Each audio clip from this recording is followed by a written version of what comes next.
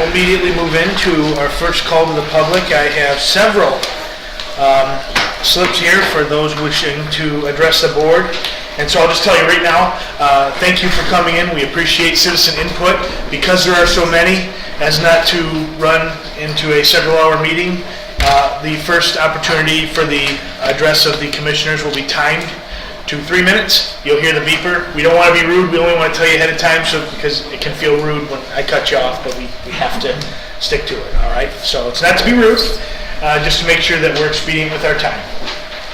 So we'll start off with Mr. Actually, it might be Myrtle Zielinski from Owasso, Michigan. Myrtle, you have the floor.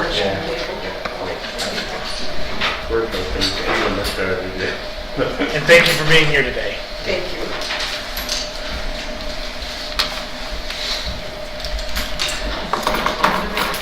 I didn't know I was going to have to be first. I was going to follow somebody else's example. But I would like you people to know how much I appreciate your input and allowing people to participate. I've been a member of this community for 52 years in August, so I feel I'm kind of rooted in. I have taken my children, and now I take grandchildren and great-grandchildren out to that racetrack and really appreciate that it is a family function. It's a good location between Owasso and Obed. We have people coming from Grand Blanc, Benton, and all over. We are allowed to bring in a cooler with snacks or our own drinks. You don't have to pay $2 or $3 for a bottle of water and, you know, different things like that. I think it's very important that we keep this open. It's in a good location, and it's community orientated. There isn't any other close businesses next door or behind us, so the noise or one thing or another, the parking doesn't interfere. We have a big, beautiful parking lot. People can come in, park over here, and, you know, get up to the gate. You can buy food and souvenirs and anything you want. If you don't, bring your own in. The only rule they have is no glass. We don't care what's in it particularly, but glass is breakable, and it's a family function. So we want to keep it open and have people bring their kids and grandkids and stuff like that. Kids come and they have a big, beautiful playground to play on. They have grass to run on. You're allowed to bring people like myself having health issues. If you have a dog that has the special training, and you can bring your dog with you that is health, you know, or community peaceful mindedness. Everybody can't bring a dog, but things that are needed, or if you have special issues, they put up, you know, and accept you. We have a section for the non-smoking, non-drinking people that want to take their family there. The smokers and non-drinkers or other drinkers go on the other side. You can't hardly go to any place public and have the options and the different decisions available to you to do something like that. So I really appreciate you people, you know, helping to let people express their opinion on how important this is and how it could expand and become that much better to this community. Do you have any other questions, anything that you think I could help with? Okay. Thank you for your time. I just feel comfortable, and I hope you take every aspect into consideration because it's well needed in this community, and I'm rooted in and hope to be here another 20 years or more. So think it over thoroughly. Okay. Thank you for your time, madam.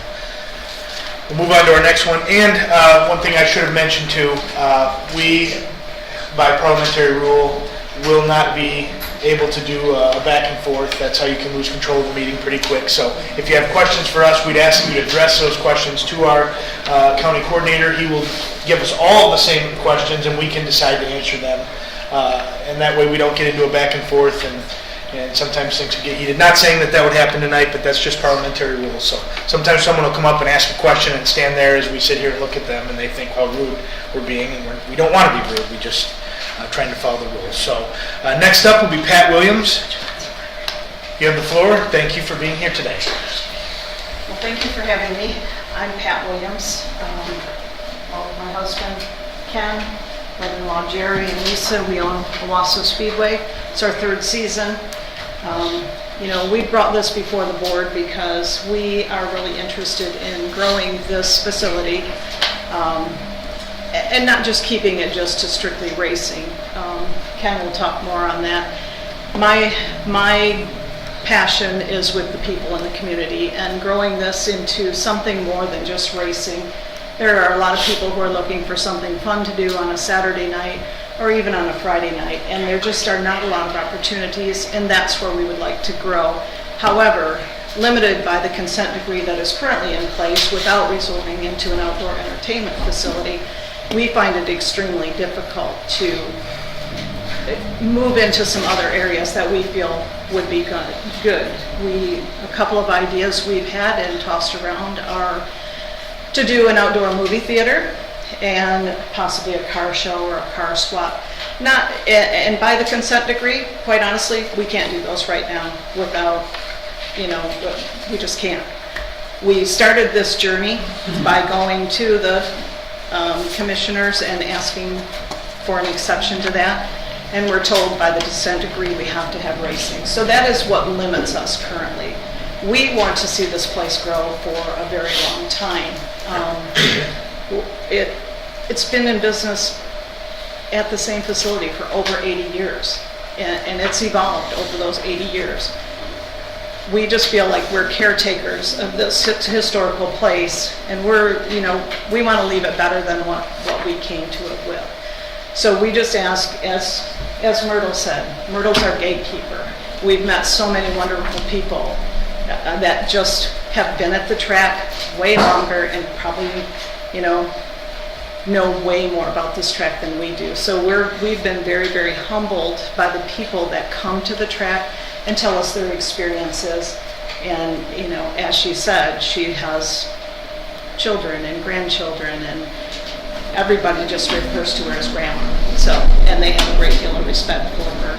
So I would just ask that you really give this some consideration. We feel like we, as a group, can make this even better than what it currently is. And that's all we're asking, is just to take a good hard look at this for us. So, thank you. Thank you very much. Next up is Lisa Williams.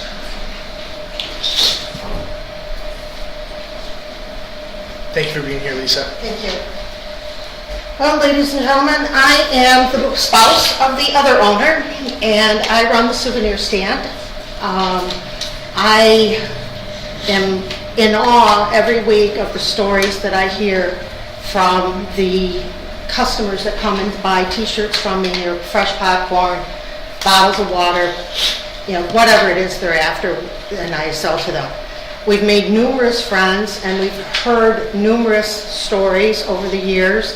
Just last week, I had a gentleman come up to me who was probably about 40, and he told me that he worked there as a youth and ran the cotton candy machine, wanted to know why we weren't making our own cotton candy anymore instead of buying it from Poppy Pop. We do make our own popcorn though.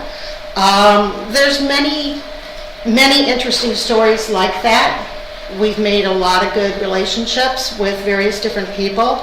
I know one family that shows up at 3 o'clock every time, even before the gate opens, and gets their seats. We have numerous people getting their seats ahead of time, and when they do that, they drive from St. Clair. So that's a good 2 hours or more if you're not familiar with where it's at, and they're there every week. And it's a dad and 2 sons. We have numerous people, but in addition to that, we try to give back to the community. When we purchased the track, the first thing we did was went and spent $13,000 at Family Farm and bought a brand new lawnmower. We spent hundreds of thousands of dollars in rebuilding the track that had been disintegrating. We put new bathrooms in. We've done a lot of repair to the bleacher system. One system wasn't even fit to be sat on when we bought it. So they all have new boards now, new paint everywhere. We're maintaining that 40 roughly acres of property, keeping the grass cut nicely for the people to come in. Ken, Jerry, and I, we started in business, in the automotive business in 1987. We have continued being in businesses various different ones over the years, between Burton and Flint and Bloomfield Hills. Well, actually, I guess it's West Bloomfield. And then now we've come to this community. We have sold off our other businesses and put in all of our life savings into this facility. And we want to see it go. We want to see it grow. We're committed to it. We're there every week. All of the tips that I get go into a tip jar, and at the end of the night, I buy bicycles for the kids for our bike give out in August. Is that right? Thank you. Well, thank you for Thank you very much for your consideration. Next up will be Ken Williams. I own the place, so can I defer to be last, because I've got a lot of the numbers if I could. Okay. Yeah, economics. I'll allow that. Okay, if you could, thank you. Tim Murphy. The floor is yours, and thank you for being here today. Good evening, everybody. My name is Tim Murphy. I'm a neighbor to the racetrack. I've owned my property for approximately 27 years. I've seen, obviously, different changes amongst the owners. I was at the last meeting in regard to the rezoning of the track, and I had an opportunity to meet the Williams personally after the meeting. And we had good conversations. As a neighbor to the track, one of my concerns, and I expressed this at the last meeting as well as to the Williams in person, if there's, I'll say, an expansion of the business, and I don't want to see the business go away by any means. I want to see the business thrive and expand if necessary so they can make ends meet. But my concern as a property owner and a neighbor to the track is with the expansion of the business, as a neighbor, what will I have to endure to live there and enjoy my quality of life?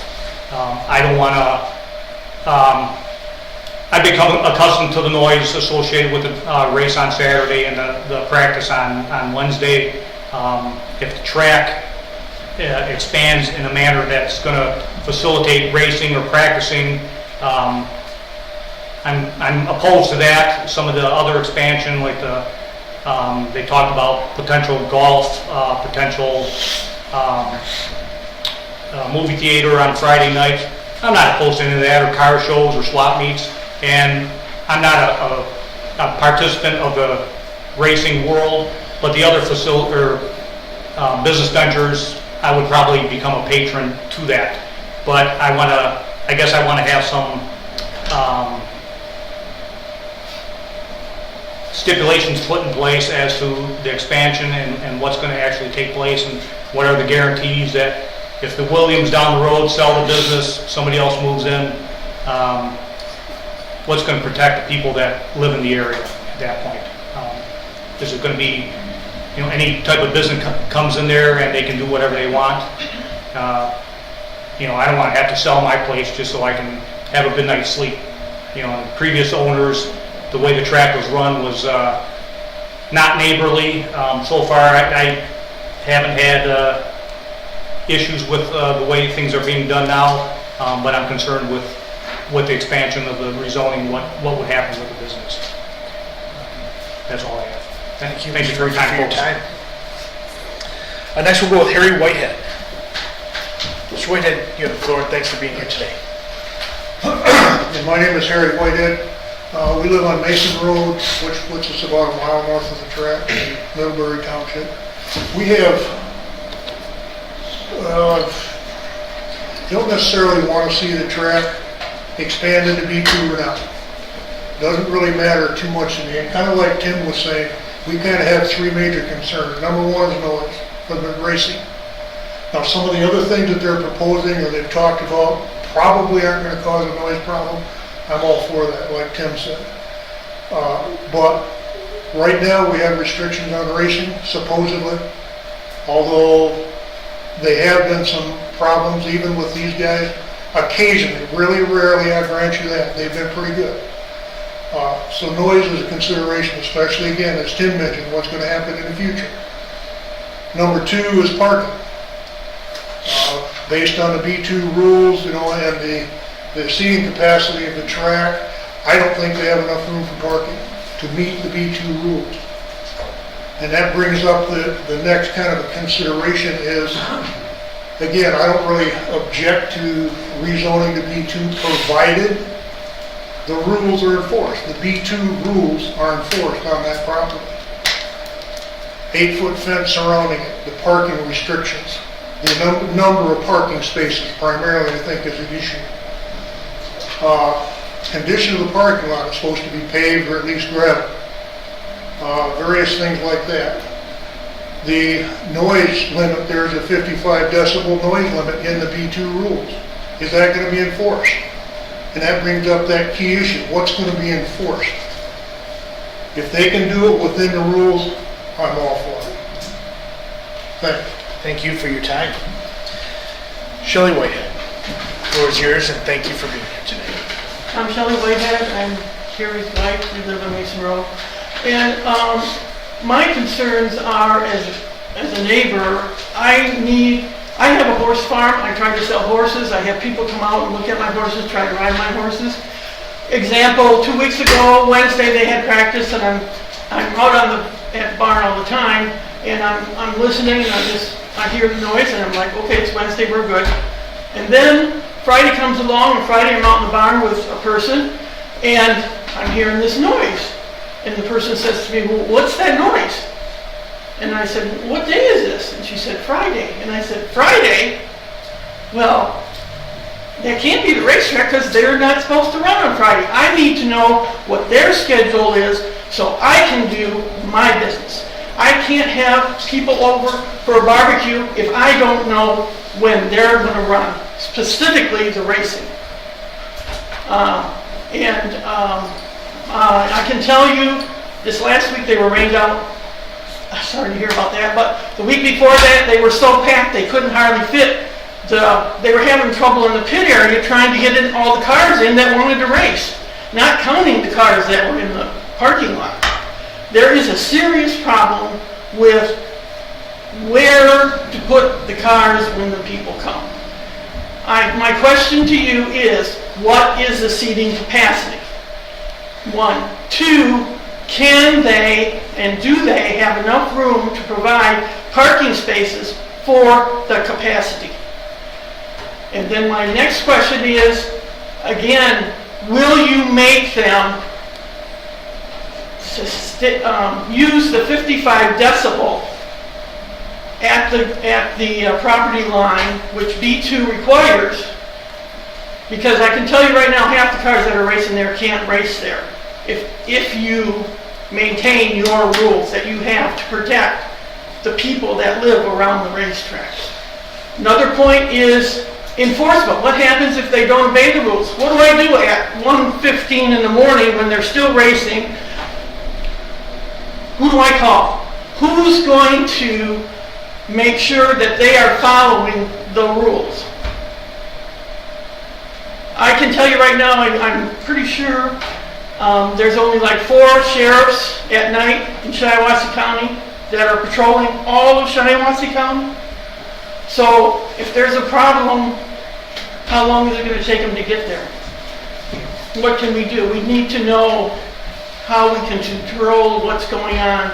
And again, if they want to do outdoor theater, I'm fine. I wanted to tell you one other thing in this non-compliance ordinance thing. Number 8 says, no other events or uses of the premises such as car shows, swap meets, floats, flea markets, or other similar outdoor events are allowed, except with the express written permit of the county zoning administrator. So, my other option to you is have a group of neighbors that meet with the zoning administrator. If they want to do something different, present it. If it doesn't bother us, go for it. We don't have to change to B2. We can stay at A1. Thank you. Thank you very much for your time. Mr. Williams, the floor is yours. Thank you, I do appreciate it. We already did a presentation, we already have a 5-year business plan on file, so we'll go over that.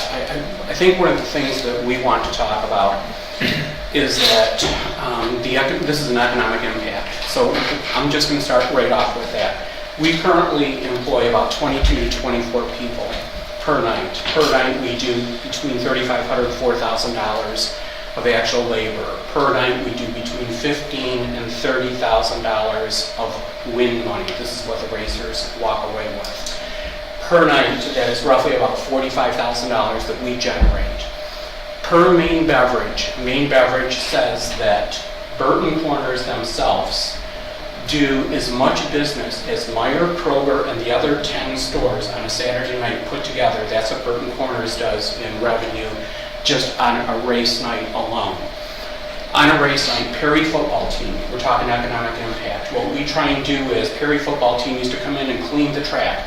They would make per night $150 to $400 of revenue for their football team just to come and clean the track. What we do is we have found that right now we're roughly about 15 days a year we can use. Last weekend we got weathered out. That's exactly what our problem is. We need to get that business up to a 25 use per year. Weather dictates when we can actually race. We can't race last weekend. It's just gone. That's money gone.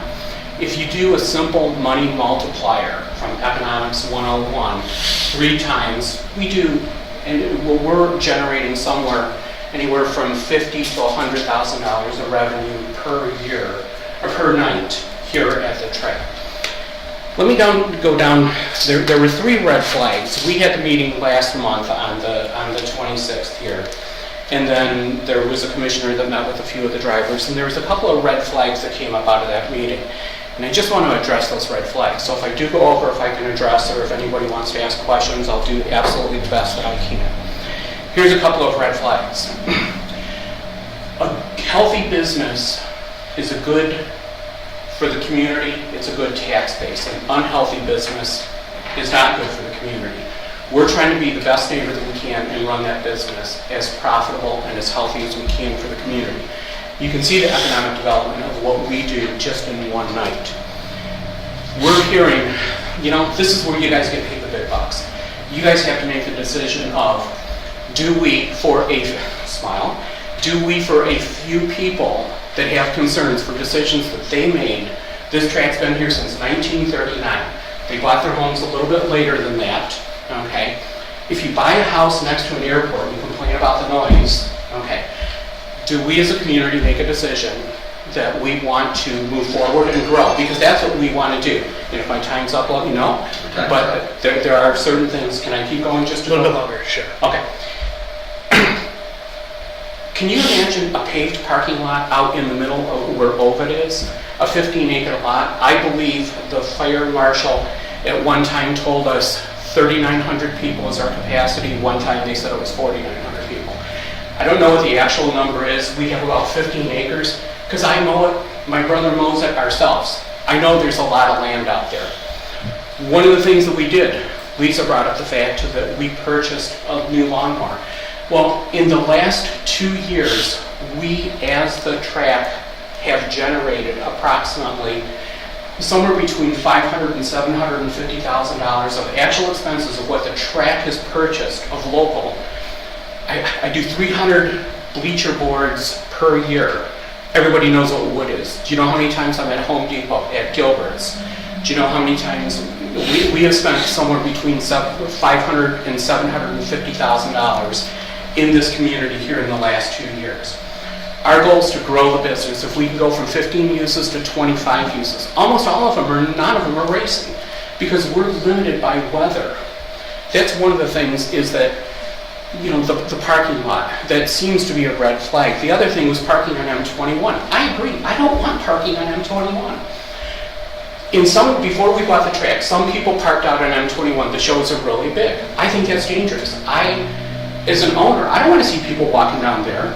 They know at the meeting, last time, I said, I've already contacted the field to the west, and I've already contacted the business to the east. Can I rent out that space? I want safety. I don't want people on 21. I truly appreciate that. I don't want people in your yard. What did they come back and say at the meeting? Well, that can't be. If you're B2, you can't do that. So let me ask you a question. Do people want our community safe, or do they just not want the people there? That's really what it comes down to. I've tried to come up with a solution, and I've come up with resistance. That's all that I'm coming up with. We've tried to be the best neighbor that we can. Well, that's why you guys are going to have to make that decision. Cut you short, but I'd ask you, if you can make yourself available, and this is entirely up to you, in case any commissioners have questions when the item comes up. Sure. Would that be okay with you? Say that again? If we may pull you up here again and ask questions. Oh, absolutely. I do apologize for cutting you short like this, but I do have Can I do one last thing? And then I promise I'll be out of here. The 8-foot fence. The planning commissioner said that he would not want to see a drive-in theater because people could get distracted. He wanted the 8-foot fence. We have an 8-foot fence on M21 and on Carlin Road. What they're asking for is an 8-foot fence on a cornfield and a hayfield. Yes, Okay, so let me ask you, does this make any sense at all?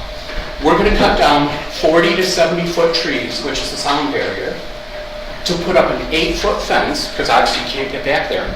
Is that petty or what? I think some people just don't want to see things proceed.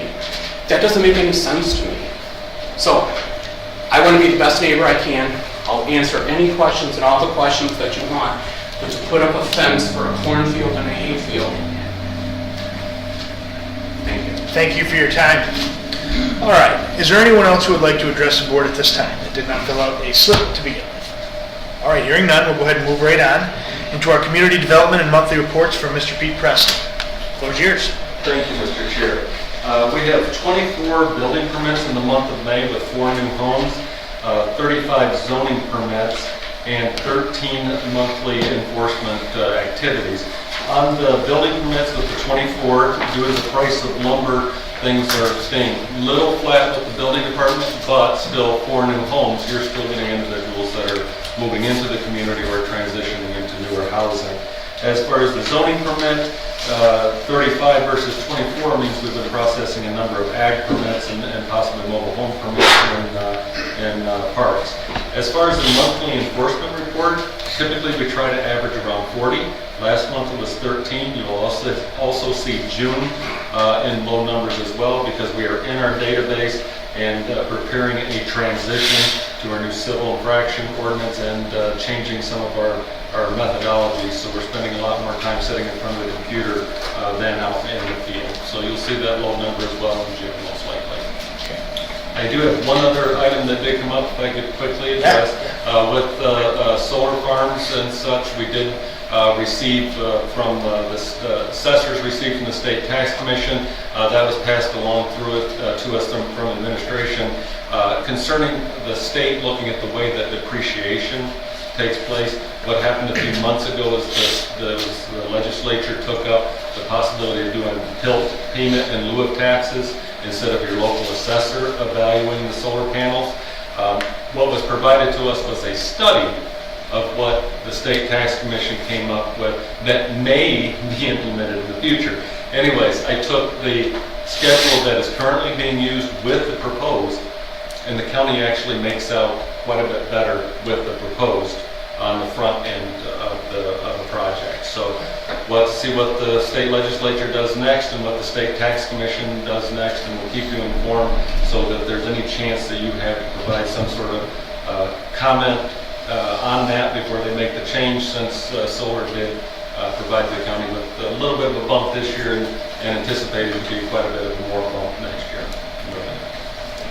Any of my colleagues have any questions for Mr. Preston? Nope. Yes. Is the code enforcement, as far as tickets and all that, is that finalized? It's administratively, it's been a little bit more of a nightmare than just bringing it before the board and having to adopt it. So we're anticipating to speak with the courts here in the next week or two. Before that, we needed to get our system set up and going so that we didn't have, how do I say it, a lot of languishing items out there that didn't need to be. Well, I know we're having a change over there in the courts, so I know we had the courts on board with the new changes, where in the past they weren't really. I'm just hoping the new change will. The board will definitely have an opportunity to see what they. Well, I just want to know that you'll have buy-in from the courts, is what I'm saying. Okay.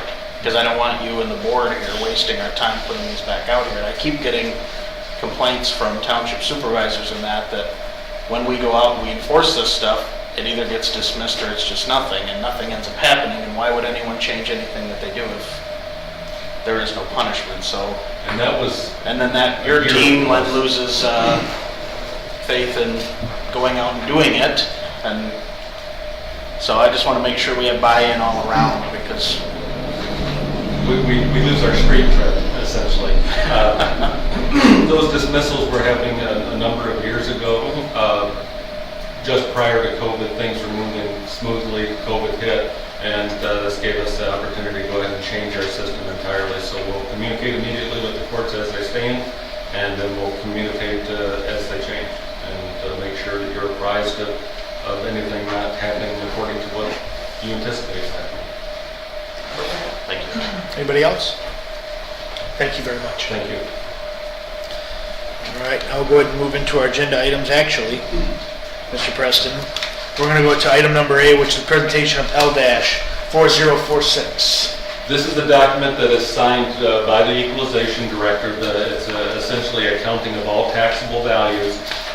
We cannot submit that to you to simply place on file. It's the equalization director signs it, but the total taxable value did appear on the 4029 for that you had before you last month in order to levy that for the summer tax bill. So this is just a form that probably dates back to the 1900s that we had to follow procedure and we're providing, but it's just an accounting of total taxable value. Thank you very much for that update. There's no further action that has to be taken on. Very good. Thank you. All right, in that case, we'll move on to item B. At this time, we'll entertain a motion to approve ordinance number 21-06-02 to amend the Shiawassee County zoning map for the stated property located in section 14 of Middlebury Township from A2 to B2 and authorize the board chair to execute all necessary documents. I would make that motion. Motion? I'll support it. We have support for the item. Any questions or discussions at this time? If I may, Mr. Chair, I've actually met with sort of all the parties, everybody who's here tonight. I've had several conversations with them. I think probably all the commissioners are aware that there is a consent decree in place that has seriously limited what can happen at the racetrack. From my conversations with the Williams, and I know this has been expressed here tonight, they're not looking to add more races. Time simply wouldn't permit, time and weather, to have more races, but other kinds of community events. And so what the judgment says is so there's two ways they can get around the restrictions, which are very restrictive. I mean, it's X number of races a year, and that's it. No flea markets, no concerts, nothing. That they could either get permission from Pete's office, and I'm sure that Pete could talk more about this, which is a long process, that by the time you get the approval that you need, the opportunity to advertise an event for when you are planning it is passed, and so it's been very cumbersome. Or that the commissioners could rezone, which is why we're here, to rezone that. Now, understanding the neighbors' concerns, I know there have been problems in the past with the racetrack, and I understand from them and from Mr. Williams that he had worked really hard to be a good neighbor. And I also understand their concerns about what happens when the Williams don't own the racetrack. Because if we change to B2, it opens up a lot of things. Kind of trying to balance that as we move forward with a decision. I don't know what the process can be in terms of changing zoning to B2 with some restrictions put in place or some recommendations put in place. Certainly, I fully support the Williams efforts to expand their business and understand that racing is a little on the decline. I mean, there are people who are still participating in those things, but in order for this property to be a really viable business in Shiawassee County, which it should be, Mr. Williams explained the economic impact, and there could be more. Something needs to change so that great piece of property that they've invested so much in could be used more effectively. So I support, this is obviously one of my townships, and I've been there when Mr. Williams presented at Middlebury Township. There's no real objection at Middlebury Township. I mean, they were concerned about how he was going to get around the legalities of this, but they weren't aware at the time that the consent judgment allows for a rezoning. That they thought, I think, that he was kind of just asking to set aside the consent judgment, which can't happen. But it does allow for a rezoning. So that was the only question they raised. It wasn't a question of, none of the Middlebury Township trustees had any, none of the board members there had any objection to his request to do the rezoning. So I just wanted to say I support it and understand the concerns of the neighbors, and whatever we can do to protect their interests and also allow Mr. Williams to expand his business, I think we should consider. Anybody else? Mr. Chairman, if I may. Yes. I just want to make sure that changing from A2 to B2 will then make the consent decree in effect null and void. This is, of course, just to change the designation of the property, and I did ask at the Planning Commission what possible future uses for the property. I think everyone, believe me, I can't remember them all, but we had them read out. They're all fairly benign. I don't think we have to worry that someone's going to put, a big, belching foundry there or something. It's just not going to. I think that anything else that goes in there would be raise less objection than the racetrack. So I don't think we have to worry about that. Pete, I did have a question, if I may, if that's all right with the chairman. Is it my understanding, this is just a zoning, that in order to make changes, we would still have to go through a new special use permitting process? Is that correct? And is that an automatic thing with this rezone, or does whatever special use or whatever's still stand? What happens? What has to happen going forward for this?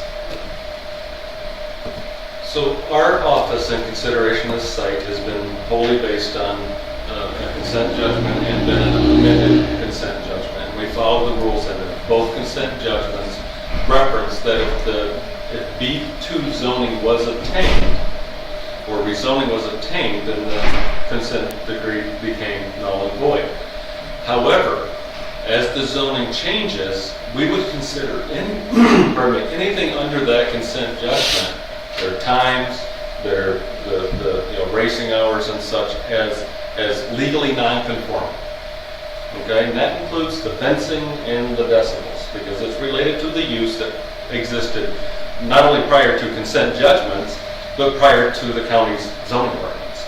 So that racing took place. So we would consider all those things that they're currently permitted to do as legal non-conforming use means they can still occur. Any additional use, such as the increase in racing times, the putting a drive-in theater in, putting a flea market, would have to go through the special land use process.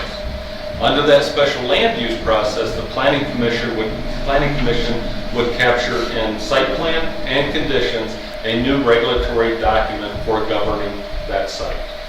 So as far as the fencing and such, there's going to be some nuances in there as to what's legally non-conforming and what's being added as new. So I don't think it will be touching the decibel rating because racing took place. If they add 1,500 more seats there, then we can anticipate racing is going to be, there'll be more race cars, more events, then we would have to look at those types of standards and conditions. But right now, we're going on the premise, everything in the consent agreement, legally non-conforming. Anything else they want to do, they have to come back through the Planning Commission, get the special land use. The concern is also other uses that may be permitted by right under the B2. If they don't require a special use permit, they still need to go through our office for compliance with zoning and a site plan in order to regulate the use of the site. Under the consent judgment, we didn't have numbers, we didn't have a site plan. All we had was a couple little time frames. Now, from what I understand with this site is that it appears there was one bad apple quite a few number of years back, and that started the consent judgment. Once the consent judgment came into place, it's been a difficulty not only for our office to administrate, but it's also been a difficulty of the numerous owners that have been there. Did I answer the question? I'm sure you did. I have no doubt you did.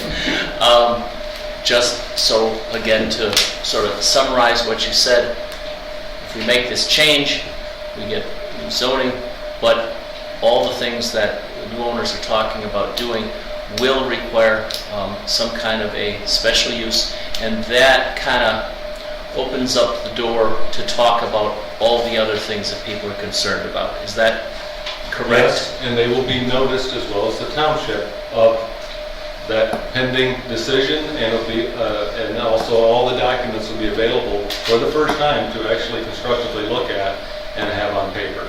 So absent that, pretty much this simply opens up this property to other uses that would be allowed under B2, possibly in the future, and even that would require some interplay with the county. So not a huge change here. And instead of penalties and fines under the consent judgment outside of any court or such, it's just simply a non-consent judgment. The county would now hold the cards of non-compliance, could result in revoking the entire special use permit and therefore operation on the site. May I ask a question? Yes, absolutely. I'm sure you've said this, but I want to phrase the question so that I understand. So in other words, you're saying if we go B2 and they decide to add a movie theater, they will have to get a special use permit for that, and the planning commission and your office will work with them to make sure that all of the site plans are appropriate, all of the things are properly put in place. So this isn't B2, zoning for B2 is not licensed for them to operate any kind of business without ever coming back to the county again. Correct. That's correct. Correct. You will not see a flea market or a drive-in theater next week. They will have to go through the process. Okay. Anybody else with questions, concerns, discussion? Hearing none, all in favor of moving item B forward to a Wednesday vote on this committee signify by saying aye. Aye. Any opposed? Same sign. This motion will carry on to Wednesday. We'll now move on to item C. We'll entertain a motion to approve the bid from Keeves Concrete in an amount not to exceed $3,950 for the replacement of steps and landing at the Capitan Building. I'll make that motion. I'll support it. The motion is supported. Item C is open for questions or discussion. Ken, you want to give an update? Well, the steps are bad, the railing's bad. It's a good discussion. You lost us in the technical jargon there. We almost lost Dr. Boggs over the side, so. Yeah, we almost lost Dr. Boggs in the process. But, the concrete will first be replaced, and then after the concrete cures for a little while, then the new railing will be installed and put in place. And it's basically it for the steps. I mean, they're going to do all the steps going up to the top and that top part too, because it's starting to fall apart. So. We do bust them out all together and then hold. Well, yeah, they're going to try to bust them out somewhat slowly because they don't want to destroy the bricks underneath the one side of it, and there's some block underneath the other side. Gotcha. So they're going to try to maintain that so they don't have to replace that. But if they do, we'll have to replace some of that. Gotcha. But they think they can do it without too much damage to that, so we'll see. Okay. Anyone else? All right, thank you very much. All in favor of moving item C forward to tomorrow signify by saying aye. Aye. Aye. And by tomorrow, I meant Wednesday. That motion carries. And finally, item D. We'll entertain a motion to approve the bid from Collard Concrete in an amount not to exceed $107,224 to install a concrete parking lot at the Holzhausen building. I'll make that motion. A motion Support. and a support for item D. Questions or discussion on this item? So what's going to do? Well, what we would like to do is replace the driveway at the Holzhausen building, which will be concrete all the way around. It'll be 6 inches with wire to handle some of the big trucks that come in, and it shouldn't break up. It will make it nicer. Right now it's a mud pit, and then when it dries out, it's kind of a dust storm. So we need to do something with it. So when I had the guys in looking at the steps, because tomorrow you'll be seeing some other steps being done, I just had them bid that out also to see where we were at and what we'd end up price-wise.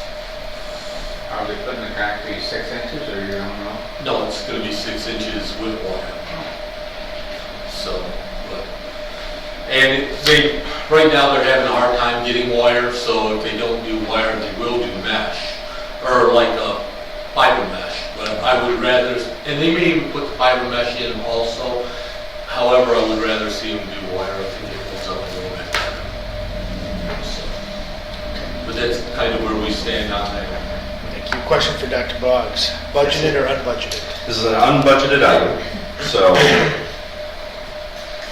we did not account for it, but if you do want to proceed with it, I would recommend taking it from our payroll reimbursement amount, which we received, which is $130,000. One of our findings was that we need to not always be over budget. We would need to do a budget adjustment to account for this at some point later on to do that. I'll just say this, for my part, I'd rather see this going on to next year's budget and move on from there instead of say, well, we have a finding and then the next month immediately say, but we're going to spend $107,000 because we don't care what that finding said. But that's my opinion. So, anybody else? All right, hearing none. All in favor of moving item D on to Wednesday, signify by saying aye. Aye. And all opposed, nay. And I am a nay. So that will move on to Wednesday. D passes, and we'll now move on to our second call to the public. Is there anyone who would like to address the board at this time? Hearing none. We adjourn. Finance will start in a couple minutes. I appreciate it.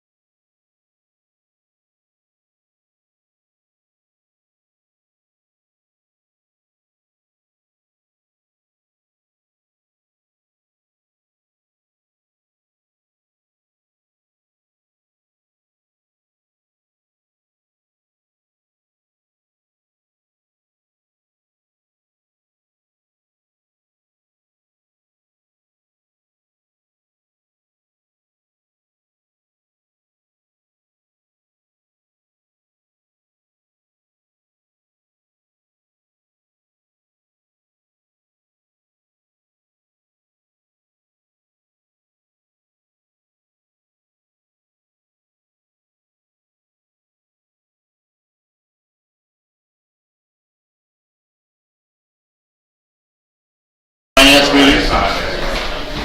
I pledge allegiance to the flag of the United States of America and to the republic for which it stands, one nation, under God, indivisible, with liberty and justice for all. Thank you. Call to the public. Do we have anyone that wishes to speak at this time? If not, we will move on to Treasurer's Monthly Report. Julie, where are you? I'm over here. Yeah, when I looked the other way. I don't have a lot to report this month. You've got our bank rec. Things are moving along. Good. Going on, we sent out June 1st notices to the public for those with delinquent taxes owing, so the phone has been quite busy. People get the notices, and some of them think their escrow might have paid, or they thought they had paid, and then we have to do a little digging and figure it out, see what happens. So busy time with those phone calls and customers dealing with those things.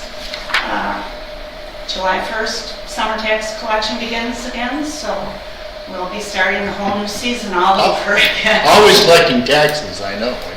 Yeah, but going good. We did send out, I was happy. The June notices that went out, we sent out about 500 less than last year, which means taxes were getting paid. So it was a much lower number this year for some reason. Any questions for Julie? If not, thank you. Thank you. Moving along, I need a motion to adopt the 2020 audit and place it on file. So moved. Support. There's a motion and a support. Doc? Yeah, just a couple of things I want to highlight for you. We're very happy and pleased to give you the 2020 audit, not only on time, but early, so that we may submit everything this week to the state. To be the first time in several years that we've gotten it in on time. As you look through my memo, I just want to highlight a couple of things. Our overall county's net position has increased in a positive manner of just over $1 million. So our overall combined ending fund balance is just over $10 million, which is an increase of $2 million from the previous year. So that is a positive thing for the county. However, it's out of a $75 million budget, 10 million is good, more is better. So we should still look at continuing that. Overall budgetary estimates for revenue were down, so we had estimated $590,000 over what we actually took in. Part of that was probably a result of COVID and other items, but we spent $690,000 more in the general fund than we had anticipated. So overall, when everything was adjusted, we spent around $787,000 more than we should have. However, our overall county debt has gone down about $880,000, and our overall debt, excluding MERS, is right around $13 million in bonds and other outstanding items. Most of those are things that we used the good faith and credit of the county to support for other things, including community mental health, Pleasant View, etc. So though that is where we are finishing, we did have 2 findings, which is considerably down from the 7 that had appeared over the last 5 years. And for the most part, they were the repeated same 7. We are down to 2, the first of which is that we need to adjust our budgets and eliminate over expenditures in our budget. And we have started doing a lot of that by making sure that you guys do budget adjustments at least quarterly, if not monthly. However, we also need to make sure that departments do not exceed any other budget line items. So moving forward, last year we sent emails to people, to department heads that said when they were over budget and that they had to make a plan for correction. This year we are asking, well, a little more than asking, we're saying that they must make an appointment with Tracy and myself to come up with a corrective action plan to address these overages. The second item that was found was bank reconciliations were not up to date. However, this is largely a timing item because since about late summer of 2020, they have been pretty close. And if we can stay on track moving forward throughout this year, that one should disappear as well. Very good. That's all I have, unless you have any questions. We got any more questions for Doc, but I want everybody to take this home and read it. I want, there'll be a test. No, I'm just kidding. Anyway, do we have any other questions? And I just want to give a special thank you to Tracy and all of her work on getting it on time. Yes. I know, she labors over it quite hard, yes. Okay.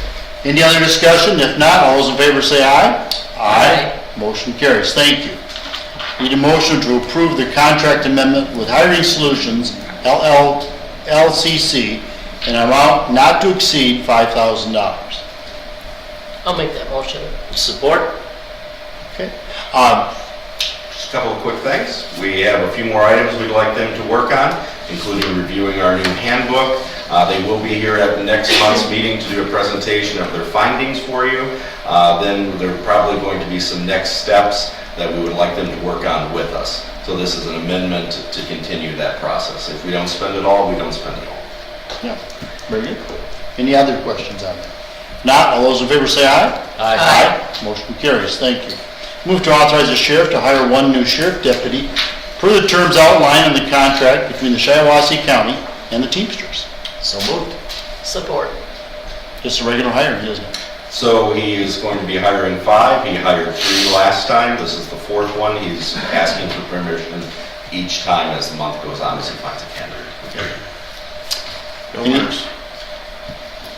No MERS, correct? No MERS. No worries. All those in favor say aye. Aye. Motion carries. Thank you.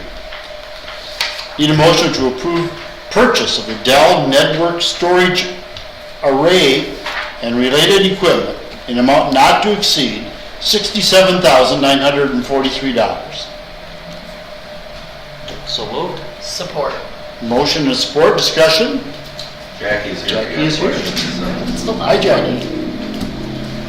Give us the lowdown on what, So the lowdown is, a little over 4 years ago, we purchased a storage array, which puts all your data for file shares, laserfish, whatnot.